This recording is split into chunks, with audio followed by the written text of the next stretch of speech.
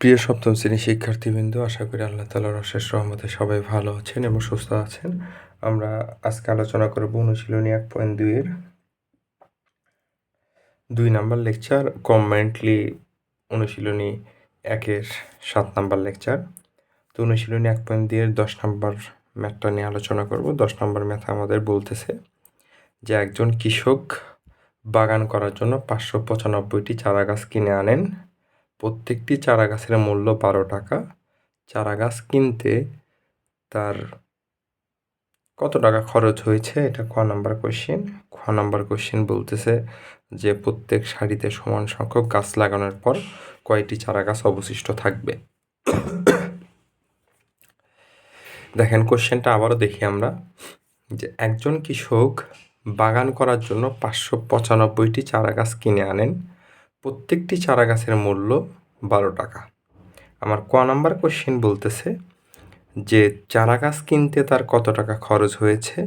খ number question বলতেছে বাগানে প্রত্যেক সারিতে সমান সংখ্যক গাছ লাগানোর পর কয়টি চারা গাছ অবশিষ্ট থাকবে। আর একটা প্রশ্ন আছে, আমরা এটা পরবর্তীতে অবশ্যই সলভ করতেছি অন্য এক পেজে। তো 10-এর ক নাম্বার সমাধান কি লিখতে পারি আমরা? সমাধান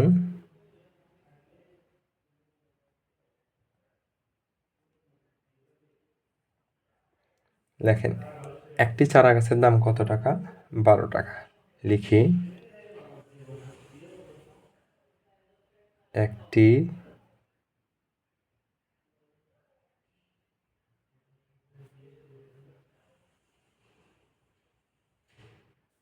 চারা গাছের দাম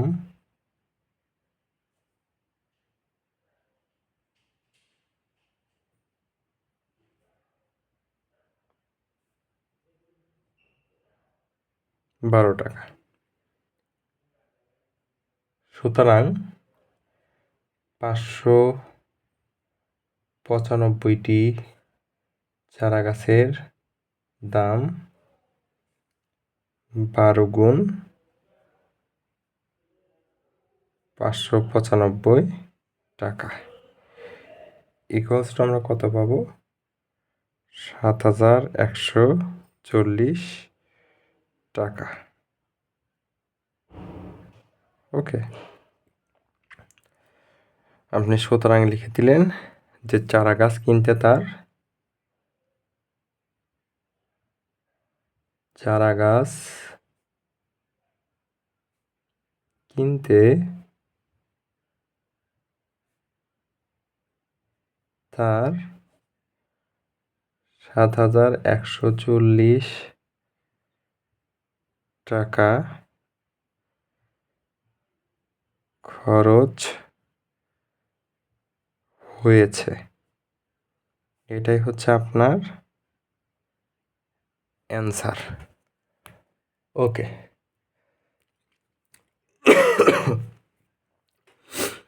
আপনাকে কি বলছে? যে একজন কৃষক বাগান করার জন্য 595টি চারা গাছ কিনে আনেন। প্রত্যেকটি চারা গাছের মূল্য 12 টাকা। তো ক নাম্বার আপনাকে কোশ্চেন করছে যে চারা গাছ কিনতে তার কত টাকা খরচ হলো। যেহেতু আপনি জানেন যে একটি চারা গাছের মূল্য 12 টাকা, তাহলে ওখান থেকে আপনি সরাসরি ঐকিক নিয়মে করে দিলেন যে একটি চারা গাছের দাম 12 টাকা। সুতরাং 595টি চারা গাছের দাম 12 গুণ 595, 7140 টাকা। চারা গাছ কিনতে তার 7140 টাকা খরচ হয়েছে। সুতরাং দিয়ে লিখে অ্যান্সার করে দিলেন, হয়ে যাবে। আপনার খ নম্বর বলতেছে যে বাগানের প্রত্যেক সারিতে সমান সংখ্যক গাছ লাগানোর পর কয়টি চারা গাছ অবশিষ্ট থাকবে। দেখেন, আমরা 1.1-এর যে প্রথম ক্লাস ছিল সেই ক্লাসে ধারণা দিয়েছি যে বর্গের প্রত্যেকটা বাহুই কি সমান, এই বাহু, এই বাহু, এই বাহু, এই বাহু। দ্যাট মিন্স একটা বর্গ, এই বাহু যদি 5 মিটার হয়, এই বাহু 5 মিটার, এটা 5 মিটার, এটা 5 মিটার। অর্থাৎ এই লাইনে যদি 5টা গাছ ধরে, এই লাইনে 5টা গাছ ধরবে, এই লাইনে 5টা গাছ ধরবে, এই লাইনে 5টা গাছ ধরবে। অনুরূপভাবে বলি, এই লাইনে যদি 15টা গাছ ধরে, এই লাইনেও 15টা গাছ ধরবে, এই লাইনে 15টা গাছ ধরবে, এই লাইনেও 15টা গাছ ধরবে। বোঝা গেছে? তাহলে আমাদের বর্গমূল নির্ণয় করতে হবে। আমরা লিখি সমাধান।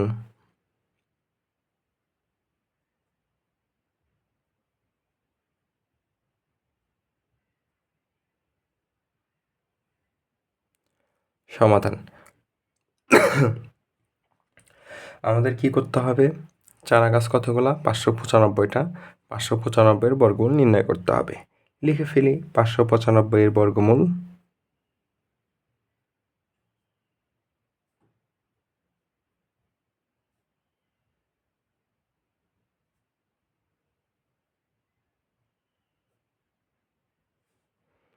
সিম্পল, ভাগের নিয়মে যেভাবে করে সেইভাবে করি।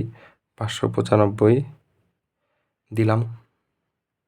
ডান থেকে বাম দিকে এক জোড়া করে সিলেক্ট করব। দেখেন এই প্রথমে সিলেক্ট করলাম, এইটা একটা সিলেক্ট করে নিলাম। তো সিলেক্ট করার পরে আমরা কি করতে পারি?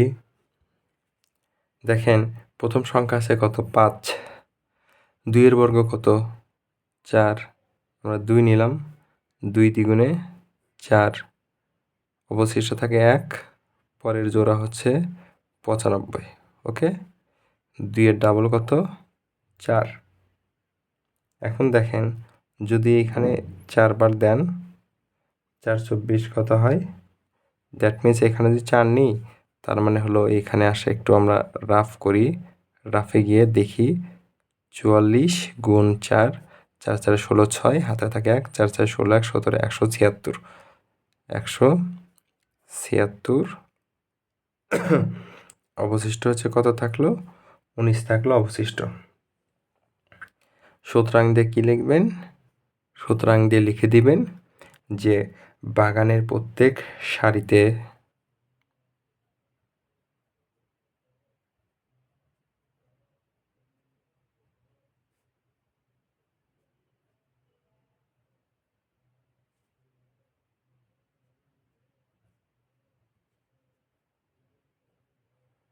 বাগানের প্রত্যেক সারিতে 24 সমান সংখ্যক গাছ লাগানোর পর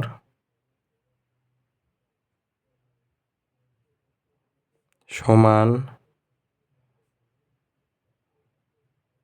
সংখ্যক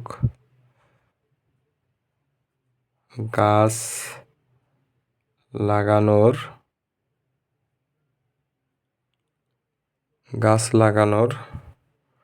পর 19টি চারাগাছ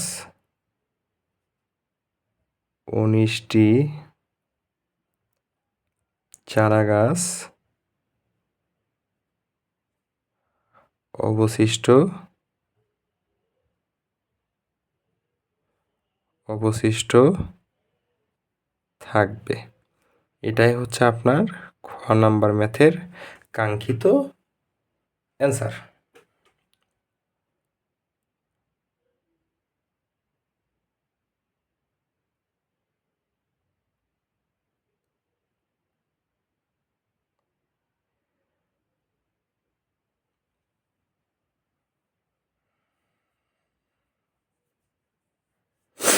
দেখেন খ নম্বর আপনাকে কি বলতেছে? যে বাগানে প্রত্যেক সারিতে সমান সংখ্যক গাছ লাগানোর পর কয়টি চারাগাছ অবশিষ্ট থাকবে। দ্যাট মিন্স এই যে আপনার একটা বাগান, যে বাগানে উনি গাছ লাগাবেন, প্রত্যেকটা সারিতে বর্গের তো সব কিছু সমান, এরকম প্রত্যেকটা সারিতে কী করবে? সে 24টা করে গাছ লাগাবে। তার জমিতে যখন প্রত্যেকটা সারিতে 24টা করে গাছ লাগাবে, এদিক থেকে 24, এদিক থেকে 24, এদিক থেকে 24, এদিক থেকে 24, আবার সেম এদিক থেকে 24, এদিক থেকে 24, এদিক থেকে 24, এদিক থেকে 24, এদিক থেকে 24, এদিক থেকে 24। ঠিক আছে, যখন 24টা করে গাছ চারিদিকে লাগাবে, দেখা যাবে যে এই 24টা করে গাছ লাগানোর পরেও তার 19টি চারাগাছ অবশিষ্ট রয়েছে। এখন আমরা গ নাম্বার কোশ্চেনটা দেখব। প্রিয় শিক্ষার্থীবৃন্দ, আমরা গ নাম্বার কোশ্চেনটা খেয়াল করি। আমাদের গ নাম্বার কোশ্চেন কি বলতেছে? যে খরচের টাকার সংখ্যা ও চারাগাছের সংখ্যার সাথে কোন ক্ষুদ্রতম সংখ্যা যোগ করলে যোগফল একটি পূর্ণবর্গ সংখ্যা হবে। তো আমরা কিভাবে আগাইতে পারি? শিক্ষার্থীবৃন্দ, আমরা প্রথমে লিখি প্রত্যেকটা ম্যাথের প্রথমে যে জাতীয় কথা, সমাধান।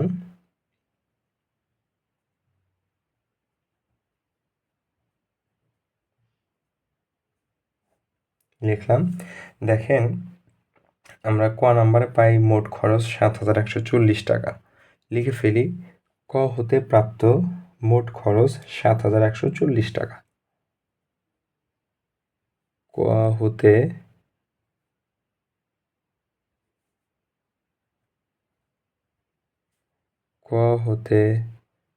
প্রাপ্ত মোট খরচ ৭,১৪০ টাকা। কি লিখলাম? ক হতে প্রাপ্ত মোট খরচ ৭,১৪০ টাকা। ওকে, এখন চারা গাছের সংখ্যাটা কত পাইছেন? দেখেন আপনার কোশ্চিনে যে ভদ্রলোকটা চারা গাছ নিয়ে আসছিল সে ৫৯৫টি চারা গাছ নিয়ে আসছে। তো লেখেন চারা গাছের সংখ্যা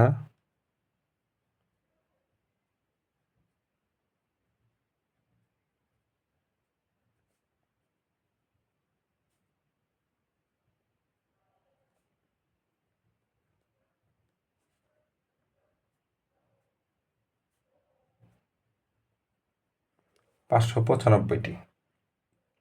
এখন বিয়োগফল বের করেন, যেহেতু আমাদের কোশ্চেনে বলছে খরচের টাকার সংখ্যা আর চারা গাছের সংখ্যা এই দুইটা থেকে বিয়োগ করব। বিয়োগ করলে যে সংখ্যা পাই সেই সংখ্যা থেকে, আসলে কোশ্চেনটা তোলা মনে হয় আমার একটু মিস্টেক হয়েছে, দুইটা বিয়োগ করতে হবে। ঠিক আছে, বিয়োগ করে যে সংখ্যা পাবো সেই সংখ্যার সাথে কোন ক্ষুদ্রতম সংখ্যাটা যদি যোগ করি তাহলে আমাদের যোগফল একটি পূর্ণবর্গ সংখ্যা হবে। তো এখান থেকে দেখেন আমরা বিয়োগফলটা লিখি। সুতরাং বিয়োগফল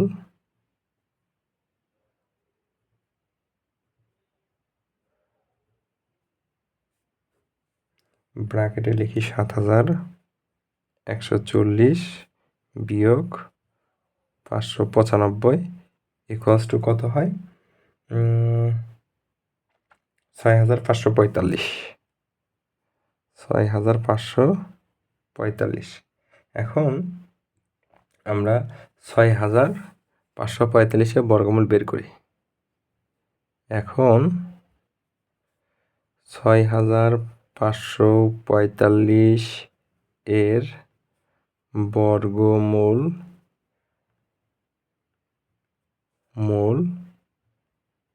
বের করি। ওকে, ৬,৫৪৫-এর বর্গমূল বের করি। আসেন বর্গমূল বের করি। ৬,৫৪৫ দুইটা করে সিলেক্ট করেন। ৮ দিয়ে যদি দেন ৮ ৮-এ ৬৪, ১ ৪ ৫, ৮-এর দ্বিগুণ ১৬। যদি আপনি এখানে ০ দেন, এখানেও ০, ০ বার যায় ১৪৫ কিন্তু অবশিষ্ট থাকে।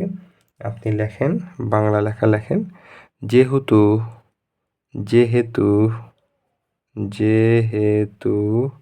ভাগশেষ ১৪৫ অবশিষ্ট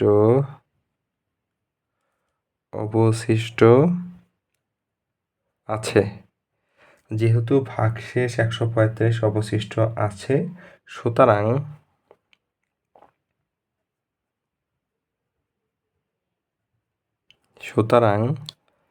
৬,৫৪৫ সংখ্যা যেটা আছে সেই সংখ্যাটি কি নয়?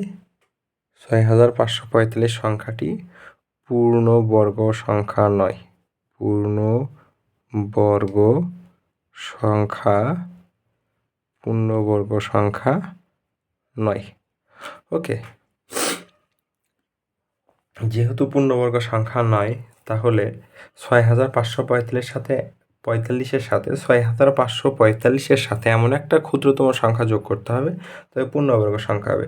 এটা লিখে এখন যে ৬,৫৪৫ এর সাথে ৬,৫৪৫-এর সাথে এমন কোনো একটি ক্ষুদ্রতম সংখ্যা কোনো একটি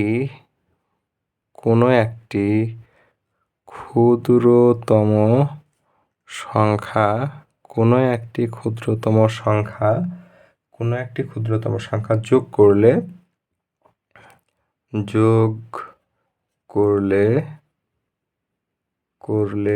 যোগফল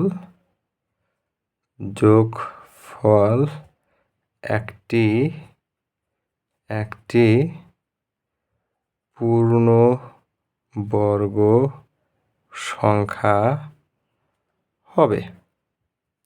ওকে, কি বললাম যেহেতু 6545 এটা পূর্ণবর্গ সংখ্যা নয়, তো এই 6545-এর সাথে কোনো একটি ক্ষুদ্রতম সংখ্যা যদি আমরা যোগ দিই তবে যোগফলটা পূর্ণবর্গ সংখ্যা হবে। তো লিখলাম যে আগে তো বর্গমূল ছিল 80, তো লিখলাম যে তখন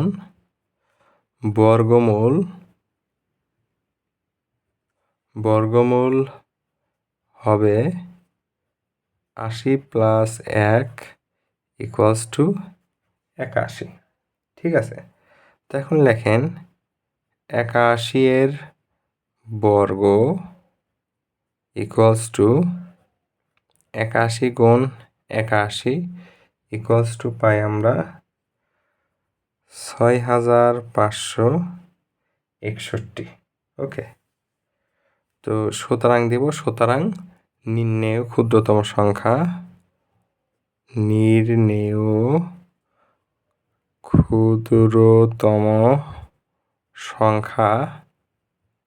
6561 - 6545 = কত পাই? 16। এটাই হচ্ছে আমাদের কাঙ্ক্ষিত অ্যান্সার। দেখেন, প্রথমে কি বললেন, ক নাম্বার থেকে আপনি খরচটা বের করে নিলেন। চারাগাছের সংখ্যা প্রশ্নে দেওয়া আছে জানেন, এই 7140 মোট খরচ থেকে চারাগাছের সংখ্যাটা বাদ দিলেন, বাদ দিয়ে পাইলেন 6545। এখন 6545-এর বর্গমূলটা নির্ণয় করলেন। তো নির্ণয় করার জন্য কী করলেন, প্রথমে ভাগ দিলেন, ভাগ দিয়ে হচ্ছে কী দেখলেন 8 × 8 = 64, দুইটা করে কি এক জোড়া ভাগ করে দিছেন। ভাগ করে দেওয়ার পরে দেখলেন 8 দ্বারা যদি ভাগ দেন 8 × 8 = 64 হয়। তো লিখলেন এরপরে 8-এর ডাবল কত? 16। 8-এর দ্বিগুণ 16, এই যে হচ্ছে 1 আর জোড়া 145 হলো। তো 16, এখন শূন্য দেন, এখানে শূন্য নেন, অর্থাৎ কি আপনি শূন্যবার দিয়েছেন। যদি একে 160-কে এই যে 16 ছিল এখানে যদি শূন্য নেন, দ্যাট মিনস আপনি শূন্য দ্বারা গুণ দিলেন। ওকে, শূন্য দ্বারা গুণ দিলে কী হলো, আলটিমেটলি শূন্য হয়ে গেল। তো শূন্য দিলেন, তো দেওয়ার ধরুন এখানে কত পাইছেন? 80 পাইছেন। বাংলা লেখা লেখেন, যেহেতু ভাগশেষ 145 অবশিষ্ট আছে, সুতরাং 6545 সংখ্যাটি পূর্ণবর্গ সংখ্যা নয়। তো এই 6545 সংখ্যাকে আমাদের অবশ্যই পূর্ণবর্গ সংখ্যা করতে হবে। তো এর জন্য লিখব 6545 সংখ্যার সাথে কোনো একটি ক্ষুদ্রতম সংখ্যা যোগ করলে যোগফল একটি পূর্ণবর্গ সংখ্যা হবে। তো যেহেতু যোগফল একটা পূর্ণবর্গ সংখ্যা হবে, তো তখন বর্গমূল কত হবে? তো তখন বর্গমূল হবে 80 + 1 = 81। তো 81-এর বর্গ কত হয়? 81 × 81 = 6561। সুতরাং নির্ণেয় ক্ষুদ্রতম সংখ্যা হবে হচ্ছে 6561 থেকে 6545 বাদ দিই = 16। এই 16ই হচ্ছে নির্ণেয় ক্ষুদ্রতম সংখ্যা। প্রিয় শিক্ষার্থীবৃন্দ, আজকের ক্লাসে এই পর্যন্ত। ইনশাআল্লাহ দেখা হবে পরবর্তী ক্লাসে। ততক্ষণ পর্যন্ত সবাই ভালো থাকবেন, সুস্থ থাকবেন। ইনশাআল্লাহ পরবর্তী ক্লাসে খুব শীঘ্রই দেখা হবে। আল্লাহ হাফেজ। আসসালামু আলাইকুম ওয়া রাহমাতুল্লাহি ওয়া বারাকাতুহু।